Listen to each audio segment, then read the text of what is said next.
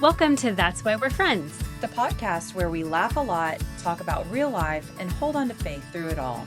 We're two friends navigating the oldish season of life and celebrating the kind of friendships that make it all a little easier. So whether you're feeling overwhelmed, hopeful, or just need a laugh, this podcast is for you. Pull up a chair and join the conversation.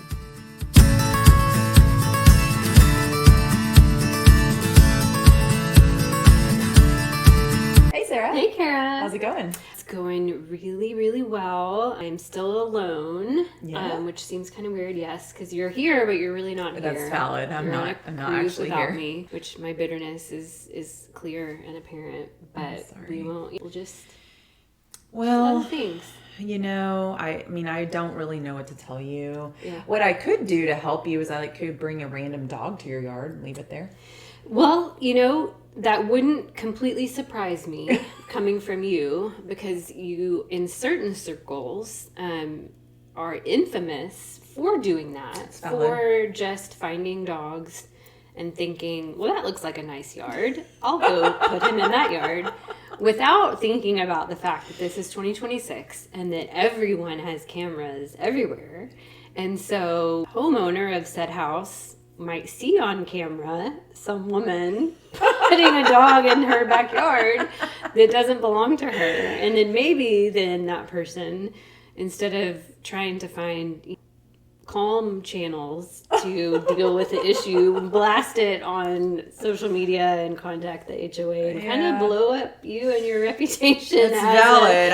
Crazy I person. do. So are we talking about, what is this? Is this a weird dream, or what happened, Kara? No, it's a real thing. It was a real nightmare is what it was. Yeah. It happened, and I don't just randomly put dogs in people's yards. I actually believed that dog belonged in that yard. Okay, I believe you. The neighborhood we live in, I would say it's a smaller neighborhood, and most people know everyone. Yeah. And so I know a little bit about most of the people that live here. And a few years ago, there was an older couple in our neighborhood, and the husband died. He used to always walk their dogs. And after he passed away, one day I saw this little dog out, and I knew it was his dog. I was like, oh, that's his dog. And the dog got out.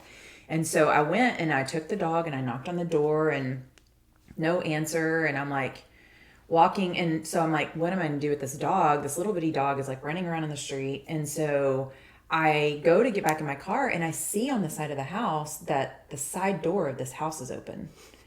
And so I'm like, oh no, the door blew open and the dog got out. So I walk up to the side door and I say, hello, and no answer, but I hear a TV on, and I'm like, hello. And still, again, no answer. So I just put the dog down and shoot it into the door. Well, then the lady comes out and she's like, well, since my husband died, I can't walk the dog. So I just opened the door and let him take himself on a walk. I was like, well, it's probably not that safe, but okay, to each his own. Yeah. So that went well. That was fine. Yeah. So fast forward 3 to 4 years, I see what I think is the same dog in the street. And so again, pick this little dog up, take it, to the front door, no answer, walk around thinking maybe the side door's open again. Yeah, same thing. Nope, side door's closed. So I was like, well, you know what? I will put this dog in its yard. It'll be safe. Because honestly, tiny dog, Sarah, it shouldn't be running around in a street. Right. And put it in the yard, go home. Great. Think nothing of it. All done. About an hour and a half, I get a text from a neighbor. There is a group chat in our neighborhood, but I have it on mute, yes, because it's a lot. Group chats are just a lot. Oh, it's a lot. Trust me, it's a lot. A neighbor that's in that group chat texted me directly and said, hey, I think you need to get in touch with this neighbor. Have you seen the group chat? And I'm like, no, I don't pay attention to the group chat. And so I look, and oh my word, my picture is blown up in this group chat. And she's like, who is this person? Why is this person dumping a dog in my yard? This was terrible. This scared me to death because I live alone. My dogs went crazy. I thought someone was breaking in. It was very random, and I definitely didn't look like I was breaking into her house. But okay. So anyway, I was just like, I'm sorry. I'm not contacting her, because other people in the group chat had said it was Kara Price. and also defended my honor. And like, good. she's not malicious. She wasn't trying to do anything wrong. And, and I had told the neighbor that texted me privately, I was like, I thought I put the dog in the right yard. I'm sorry. And, I'm like, I can go get the dog.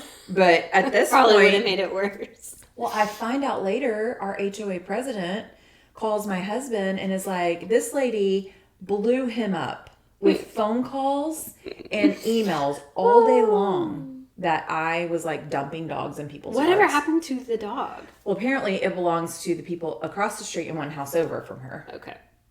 Okay. Well, I'm sorry. Just forgive me for trying to keep someone's pet from getting flattened on the road. You know what they say, no good deed goes unpunished. So you proved that to be true. Yeah, well, I don't understand that statement, how it's like opposite. A good deed, you should not be punished. It literally it's like 4 things that you're talking about. That's why there's like a law now that you can't sue someone if they do CPR on you and like break your ribs or something. Oh, did they change that? Well, I think that's like, you used to could get sued, right? No, I know. That's what I'm saying. You're saying they changed it. Well, no, I don't. No one should take anything on this podcast that we say for gospel except the gospel. That's the only thing I think that we talk about. Everything else that we say is we actually are sure of. Debate. Okay, yeah, that's fair. Yeah, I don't know. I'm not sure about. Maybe you just saw that on a TV show. My goodness gracious! It's like, why? I mean, why? Why am I like just trying to help people and then my face ends up on a wanted poster? That was great. Oh, that's right. My husband and I used AI to create a wanted poster. I forgot we did that. That was really funny. Yeah. It's just like, okay, I guess stop trying to perform and I don't know what. Just rest in, your love no matter what. That was a bad transition, but here we go. We'll make it work. So for the month of June, we are talking about the Father's heart and all things when we live our life and we experience freedom and forgiveness and even literally, what it looks like of, parenting from the Father's heart. And so we're really excited and we want to just have some good, meaty, short conversations around the Father's love. And I think this summer, that's kind of our theme of having some good, short and sweet conversations. And then we're taking a Sabbath for the month of July, so we're not going to have sessions. I think we'll probably use social media to kind of redirect back to maybe like our first recordings and give people a chance to kind of, if they haven't heard, that the first few that we did. And then in August, we'll kick back up and then get ready for season 2. It's going to be great. But yeah, for the month of June and thinking about what it looks like to live from the Father's love. And it's not a new idea. I mean, these are themes that we've talked about before when we know that we're loved and we live from that place, that we're not earning, we're not striving, we're not performing in order to receive his love. Yeah. We already have received his love and we get to live from that place. And so it actually, if you think about even your example, that sometimes that we can be doing all the right things on group chats and HOAs and social media. Yeah, I do feel like that there are definitely seasons of life where I have felt like I'm doing the right things, quote unquote. If you're listening and not watching, we're air quoting. And I think it's because we want to be good people, right? And so we want to be people that help others, love others, right? But sometimes I think we can get into this rut of like, well, I'm doing all the good things. And so it's like resting in the Father's love. I don't really need that right now. I'll set that aside for when I need it, when I'm going through a hard situation or whatever. And so I think it's just super easy to get caught up in that cycle of living like you're performing for love and acceptance. Yeah, because I think I think we have to go through seasons where we're reminded that none of the things that I am doing are for him to give me a good life, to love me, to like me, any of that.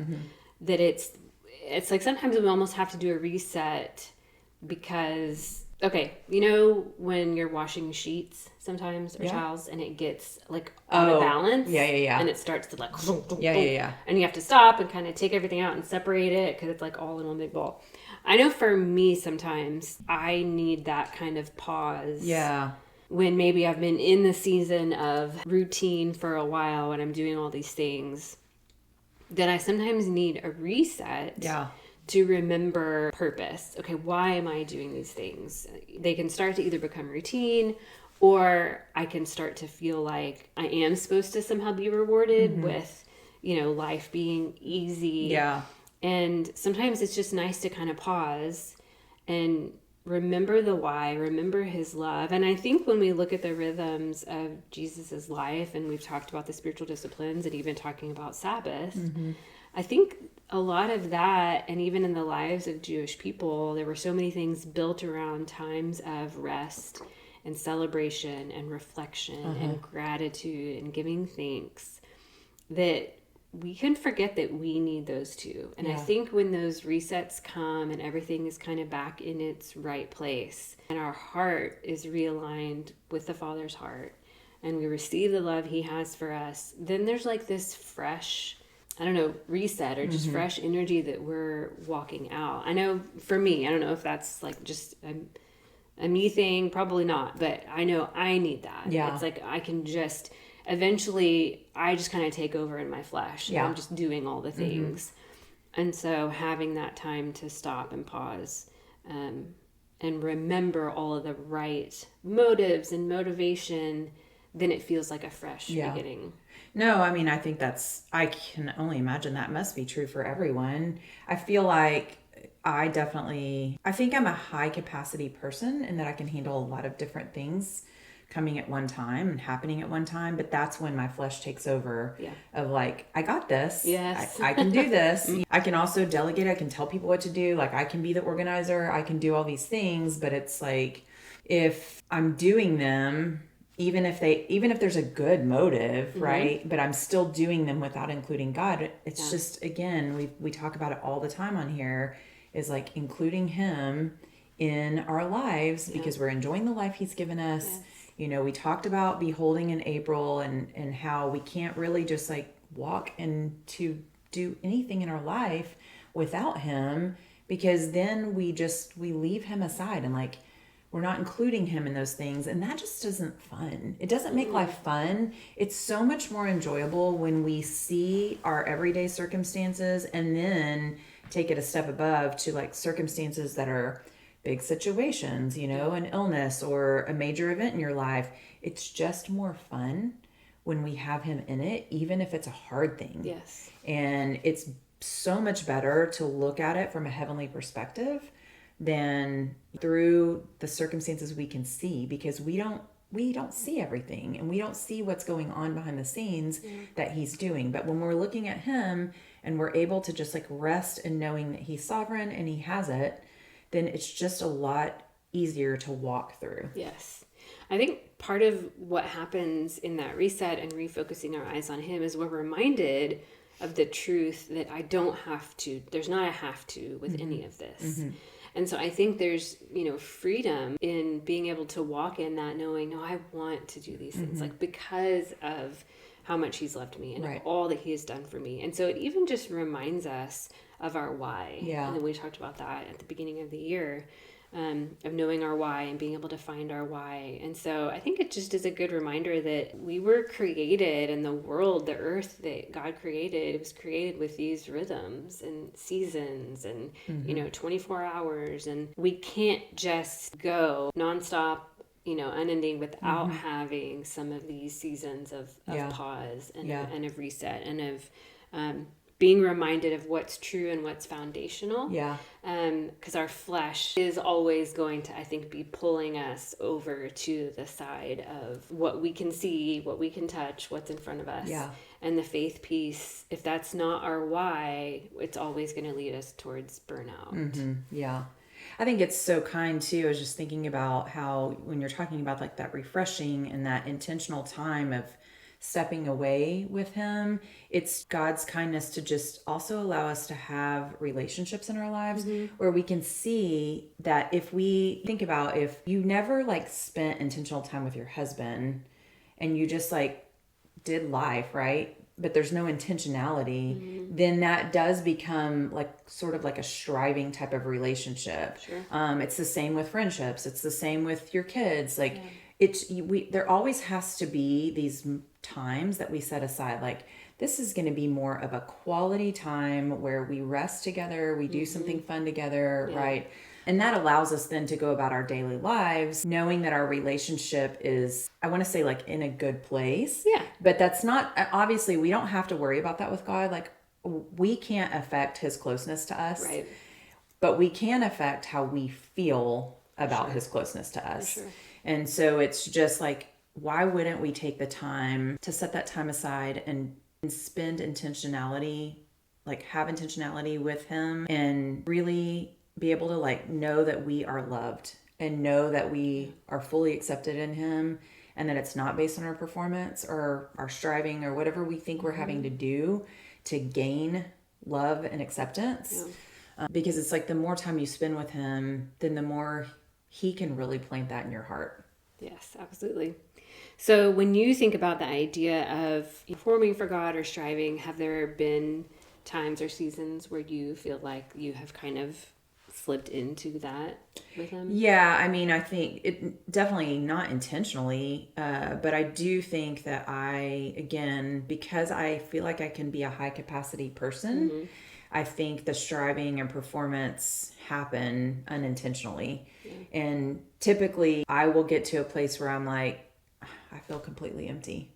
And that's when I need that like rest and refresh. And I need to be reminded that if I would just do that rest and refresh daily, obviously your normal day can't include 4 hours of that or whatever, but it's like, if I could have that every day, then I wouldn't get to that place of feeling empty.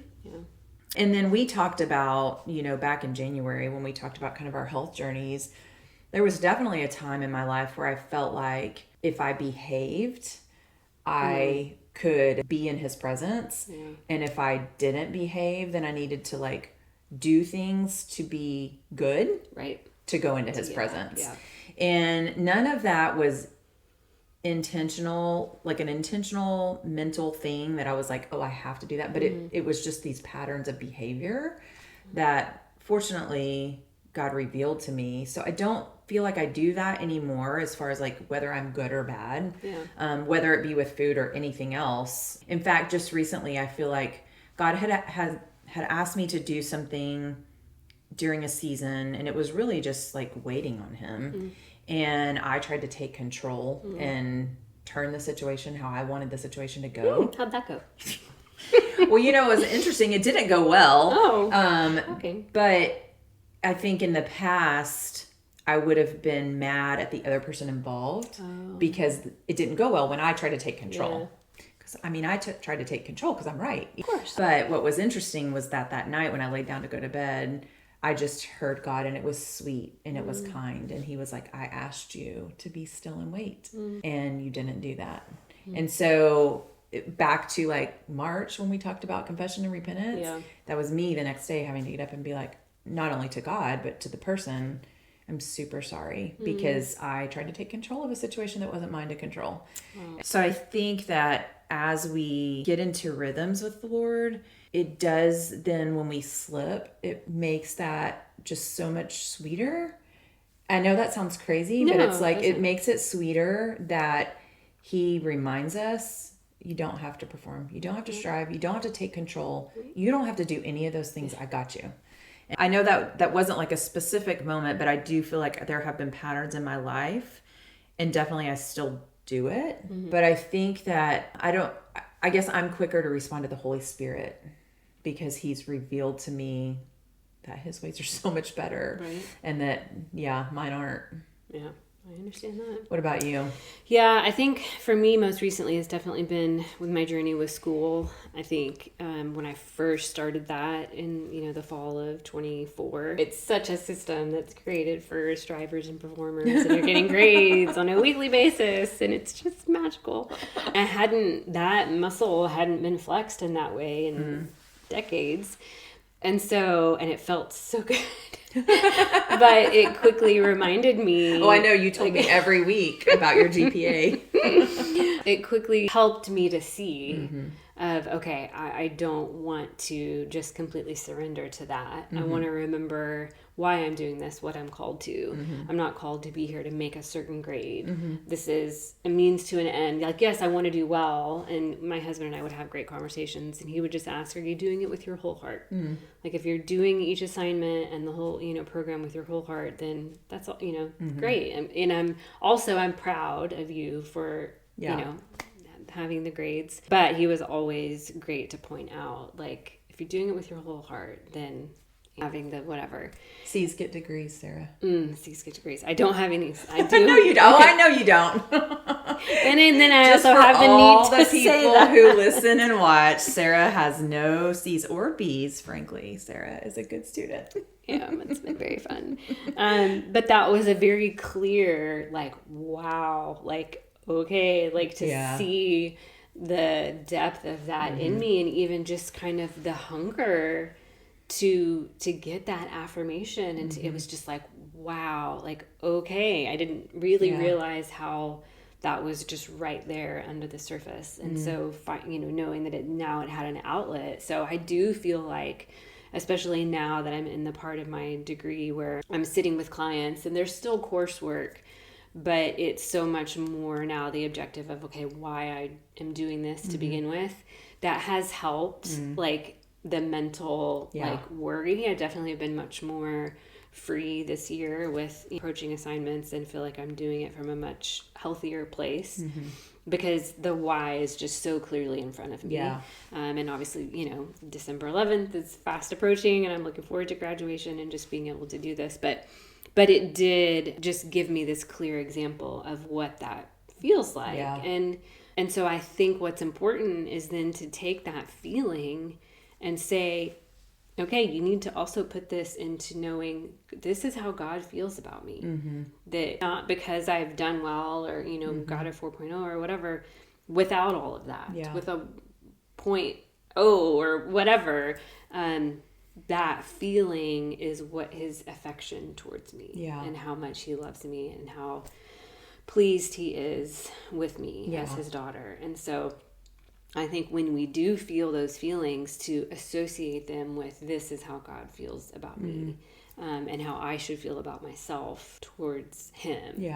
And so I'm grateful for the example. And I think it just is a good reminder of, he is completely in love with me and with me without any of that. And so then allowing that to come in to give me peace, to put me at rest, and to know that anything else I can hold like this, whether that's a performance review at work or a GPA or a grade or a human being, and how they view you, that we can hold the rest of that so loose, because we have his affection and his love and his acceptance. Well, and I think, to be clear, we're not saying you shouldn't do your work with excellence. We're not saying that it's not okay to have good grades or work hard at work or, have a nice home. That's not what we're saying. What we're saying is that it's the drive of, like, why, and looking for affirmation from humans can be like, that might be a check-in. Why am I looking for that whenever I know God already affirms who I am? And so I want to do this because it's what's in my heart and what God's planted there, instead of like, I want to do this because I want people to be like, wow, look at you. You do great things. You have really great grades, or you're really good at work, or you keep a wonderful home, like whatever it is. That's not what we're looking for. We're looking to do things with excellence and love of the Father. Absolutely. It makes me think of one of our kids. Our kids all, did well in school, and one of our kids in particular had a season of being in like a really difficult class that they worked like extra hard. They probably worked harder in that class than any other class that they ever took, of just really trying to master it. And there was a big test, or maybe at the end of the year, but I just remember they got a C, I think it was like a high C or something and it was, this was back in the day, an actual physical test they got brought home. And my husband doesn't like clutter. Like, anyone who knows him knows this. And so we've never been like a stuff on the refrigerator family. We have a kind of a memo board Yeah. in the hall tree where we have put stuff. Yeah.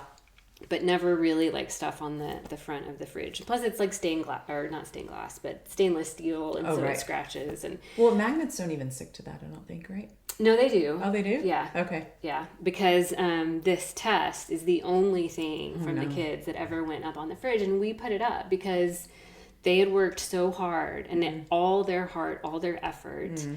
I'm gonna like cry, but that we wanted them to know, like, we are so proud of you. Yeah. Like, you worked for that, and that is worth celebrating. Yeah. And so it's kind of like, it wasn't about the C, it was about celebrating like how hard that they worked, and we knew that, and we saw that, and we, and so that always comes to my mind, because I feel like that was just something God gave us, like the wisdom for that moment. Yeah. To be able to celebrate who they were, not about the grade that they got, but just who they were as a person. So I think knowing that God has a fridge for each one of us, and there's, we might be surprised at the moments that he actually would have pinned on the front of that fridge, that we might be like, well, why not this moment, and that he would have these very heartfelt, deep, loving, kind reasons of why, no, this is actually one of my favorite moments. And that his perspective, he sees into a deeper place in us, and loves us to our core, because he sees our hearts. Yeah. And those are the reasons that he's proud of us. Yeah, I think that's just such a good visualization of that. I mean, it made me sit here and think about all the times I have felt like maybe I disappointed God, and, but listening to your story, I'm like, wow, okay, maybe he just put that, what I thought was a disappointment, up on the fridge and was like, look at this. Yeah. Like, you persevered. Yeah. Like you. Yeah. Yeah. I think, and I think most of us know the story of the prodigal son. Jesus tells this story that this father had 2 sons, and back in that time, the oldest son would have received a bigger share of the inheritance, but the younger son came to the father and was like, I want my inheritance early. So basically, this is in Luke 15, so you can read it, but basically the son's saying to his father, I kind of wish you were already dead. Yeah. I'd like to have my money now. And so the father gives him his money. I mean, that's painful, just in and of itself. Sure. So the father gives him his money, and he goes and just squanders it, right, on wild living, and wakes up one day to realize, what have I done? Yeah. I left the comfort of my father's home where I was well fed and taken care of. I have nothing left.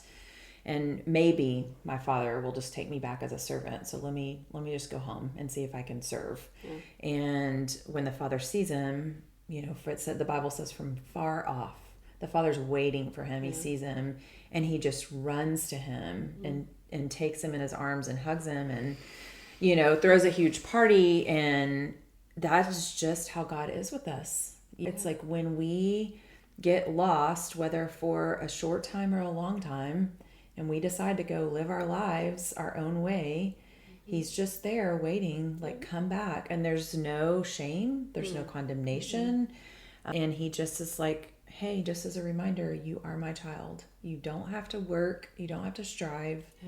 You get to be my child. And even though you went and did all these crazy things, I'm throwing a party. And it's just his lavish love on us, and just remembering that his posture towards us is that he's just waiting on us. Yeah. Like, he just wants to sit and be with us. And so it's just remembering that that's how he's looking at us all the time. Yes. There's a reason why it's so well known, because it's such a beautiful picture, and there's so many different ways that we can insert ourselves into that story. But I think that I love that no matter what, like, the father is the same, even if we kind of have different seasons or in different situations where the brother or the prodigal son, that the father is always the father.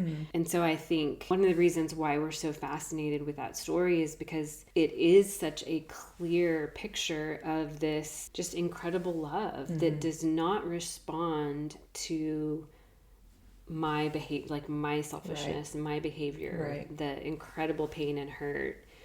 And I think we can sometimes have a hard time really accepting that and understanding that, because we're wired so different. God is so pure in his love, and and we just have a more broken lens in how we view people and how people have reacted and responded to us. So it comes from a real place. But do you think that it's hard for us to really grasp that picture of the Father in that story? I do, because of what you said. It's like we see situations and circumstances constantly where it's somewhat of that's a betrayal, of like, just give me my stuff. Like, I care more about the money than I care about you. I think it's definitely hard for us to grasp that reality that the Father is just like, come back, come back. I was so blessed to have a physical picture of this. My grandmother was one of the greatest women in the world, and she was loyal. I say, once you were her person, you could stab her 1,000 times with a toothpick and she'd still be like, just come here, honey. Let me hug you. Like, let me love you. She loved everybody. She had 6 kids, and anybody her kids brought home, she loved them. And some of those people would take advantage of her and use her, and she still just loved them. And that didn't mean she was weak. She just had a loyal love. And so I always have strived to be like her, just to have a loyal love for people.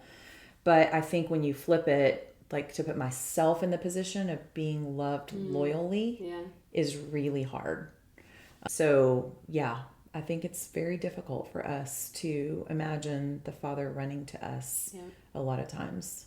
Well, and because so often we experience people not like your grandmother. And so it's hard for us to really believe that could really be real.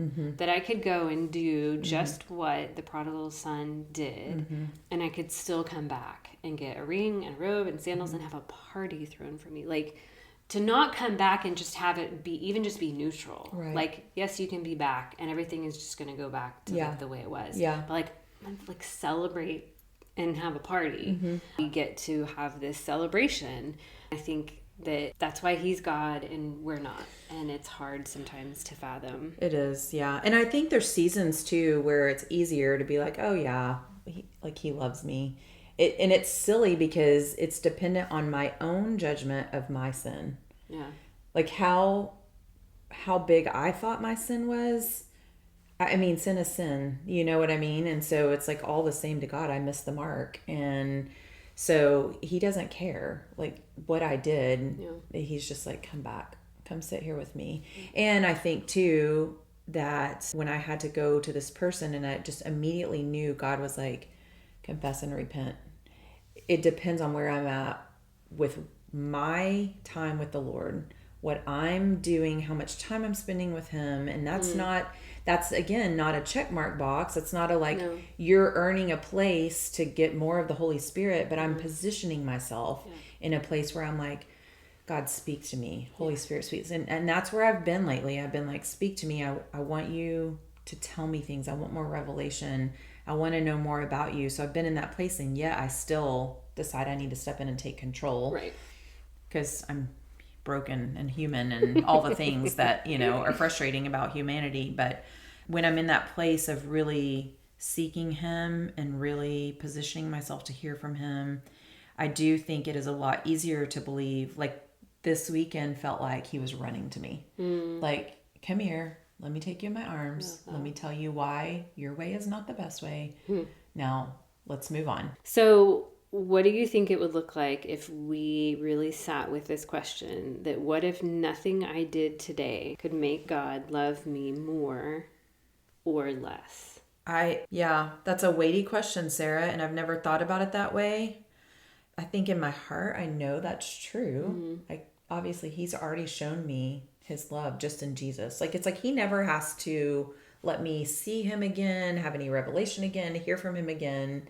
Jesus alone tells me that he loves me more than anything in the world. But to sit and think about it and realize that's a lot. It's weightier than I think I was expecting on this podcast. But I think it's a good question to sit and work through. When I put myself in a position to hear from him and be in his presence, I know that's true. Yeah. When I go back to the striving and performing, that's when I'm like, oh, I should probably... That's the issue, is like it's the cycle of like, if I'm striving and performing, then I feel like I need to do more to make him happier, make him love me more, Yeah. make him proud. But when I am resting in him, doesn't mean I'm not working. It doesn't mean I'm not doing things in my life or doing my job or, taking care of the things that are my responsibilities, but I'm resting in him, then I know he is fully proud of me and fully loves me.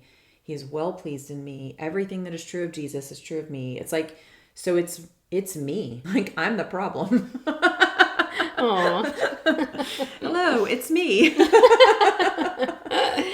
What's interesting is, like, I agree with you, the weight of it, but also at the same time, there's a freedom Yeah. that's in really believing that statement. And I think that's the place for me that helps me recognize where I'm striving. Because when I really sit with that statement, it then removes, if I've put any like human expectations on something that I'm doing, that when I sit with that statement, it kind of clears the board. Yeah. And helps me see the areas that I'm doing something for man's approval and acceptance. Because then there's just this freedom that comes of like, okay, this isn't a have to. This is a get to. This is something that I want to do because of, because of how he's made me or whatever. And so I think, and again, I think some of it may depend on how you're wired, but if we do feel that human appreciation deep down to our core, I know for me that is an area I do have to do an internal kind of check every once in a while. Yeah. Because it's going to be very easy for a man's expectations to kind of creep in, and then I lose kind of my purpose. And so for me, I think there's probably an importance to even making that like a practice or a discipline of sitting in that space of like, that there's nothing that I am doing or could do to make him love me more or less. Because that's not always true with people. People do have expectations, and sometimes we may feel like they're disappointed in us. Right. Or they are, unhappy with our choice. And I think because we can see their face and feel that, then it can be easy to forget that it's not the same way. Yeah. And so for me, there's a lightness and a freedom that kind of helps me see everything that I'm doing more clearly and give me peace in however I am moving forward with him, knowing that I'm good. Yeah. Even if I disappoint every human, Right. he and I are good. Yeah. And it's, when you're saying that, it makes me think of the fact that like he can't be disappointed because he doesn't have an expectation of us. Yeah. And so all he really is like, just faith. Please just have faith. I was thinking about yesterday, I was reading something and it made me think about all of the armor of God in Ephesians. And so I went and read through that, and every single thing is something he's given us except our faith. Oh, wow. Our faith is the thing we show up with. Yep. And then he gives us all the weapons. And so it's like he doesn't expect us to go fight the battle with the enemy, because all we have to do is show up with the faith, take what he's given us, and and everything where we are not thinking the way God's thinking is a battle with the enemy, right? Yes. Even this striving and performing, it's a battle with the enemy. For He's sure. trying to gain our heart Yep. and say, look over here, look at this shiny object. Like you could strive and perform and have all the love and acceptance you want. Yeah. And God's just like, could you just come right here and just sit in some faith for just a minute and let me give you all the things you actually need to be able to walk through this world. I think this is going to really give me good material for the week in my journaling.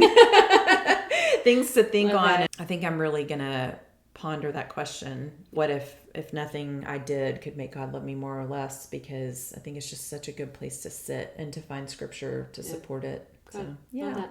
Yeah. Well, I'm looking forward to next week. We're going to get into a little bit of some mind stuff about what we agree with, lies and truth, and replacing that. And so that's going to be just another great conversation. I'm super excited about next week too. What are you going to do this week on your cruise, do you think, to enjoy the life that God has Well, I given think when this episode airs, we'll probably be in Croatia. I have seen pictures and it looks very beautiful. Yeah. I'm really excited. Good, you can be excited. Yeah, I am excited. And you know me, I don't get excited before No, things happen. you don't. But I am excited about Croatia because I'm pretty sure that's where we're gonna like do some snorkeling. The pictures I've seen, the water is like crystal turquoise blue. Have you ever been to Turks and Caicos? No, I haven't, but it's definitely on the bucket list. That's how the water there is like. I remember when we were in Turks and Caicos, I think the last time, we've been there a couple of times with the kids. We did horseback riding on the beach, except the horses went like in the water. Oh, wow. And the water was up to my horse's waist, but I could see his feet. Wow. Like it was so clear you could see straight down. And that's what the pictures of Croatia look like. So I'm hoping that that's actually what it's going to be. That sounds amazing. Yeah. So what are you going to do to enjoy your sad times without me here? I know. I'll be very sad. I'll sure I'll cry a lot. But by the time the weekend gets here, so we have a birthday. Caleb, our oldest, will be celebrating his birthday. So don't know exactly what that looks like yet, but it's usually just the family getting together, having dinner, playing games, and so that'll be a nice celebration. So that's good. Yeah, that's exciting. Forward to that. All right. Okay. Well, until next time, go enjoy the life God's given you. Bye. Bye. Thanks so much for spending time with us today on That's Why We're Friends. We hope you laughed, felt encouraged, and are walking away with a little more hope for your day. If you love this episode, make sure to follow the podcast so you never miss what's next. And share it with a friend who needs a little encouragement, because that's why we're friends.